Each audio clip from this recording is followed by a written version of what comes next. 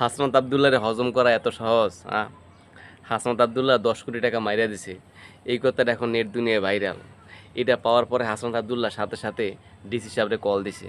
Call দিয়ে জিজ্ঞাসা করতেছে যে আমি আপনার কাছ থেকে কয় কোটি টাকা নিছি ভাই। এখন ওখানে তো ডিসি সাহেব তো সাথে সাথে জেলা প্রশাসক বলতেছে sir sir sir sir sir বলতেছে, কারণ এমপি সাহেব তো হাসনাত আবদুল্লাহ দেববিদ্যার কুমিল্লা চারের, সে একজন এমপি পার্লামেন্ট মেম্বার। সে ফোন করছে এখন ওখানের জেলা পরিষদের যে প্রশাসক, জেলা প্রশাসক ডিসি সাহেব, সে তো স্যার স্যার বলবে, এটাই তো স্বাভাবিক। তো বলছে স্যার আপনি তো আমার কাছ থেকে কোনো 10 কোটি টাকা নেন নাই।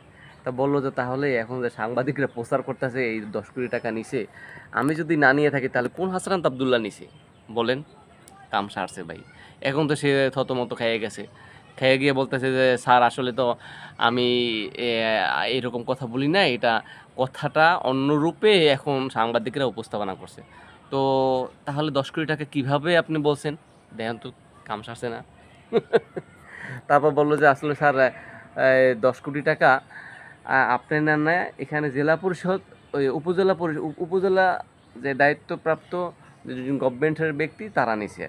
তো তারা নিছে, সেখানে তো আমি তো কোনো সরাসরি আপনার কাছ থেকে হাত থেকে নেই না, নিছে না। সে কীভাবে নিছে? অবশ্যই এখানে ডকুমেন্টের মাধ্যমে, দরখাস্ত মাধ্যমে যে একটা প্রক্রিয়া আছে গভর্নমেন্টের, সেই প্রক্রিয়া অনুযায়ী নিছে। আচ্ছা, নেওয়ার পরে সেই 10 কোটি টাকা কি আমি তার কাছ থেকে নিয়েছি, উপজেলা পরিষদের কাছ থেকে? বললো যে না, আমি তো 10 কোটি টাকা স্যার আপনি ওখান থেকে নেন না। তাহলে কী নিয়েছে?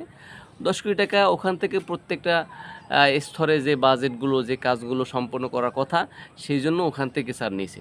তো এটা কি আমি আমার হাত থেকে খাইছি কোনো? না স্যার, খায় না কেন? তো দেখেন তো, এখন তো এই কথা বলার পরে পুরো মিডিয়া মনে করেন তো ওলট পালট হয়ে গেল, যে শুরু করলো কি দিয়া, শেষ করলো কি দিয়া। আসলে কি সত্য কথা কি, হাসনাত আবদুল্লাহরে হজম করা এত সহজ না। তো হাসনাত আবদুল্লাহরে নিয়ে যখন এখন কটরমটো করতেছে, দ্বিতীয় পদক্ষেপে এই যে সাংবাদিক সাহেব আছে, সাংবাদিকদের কি করব?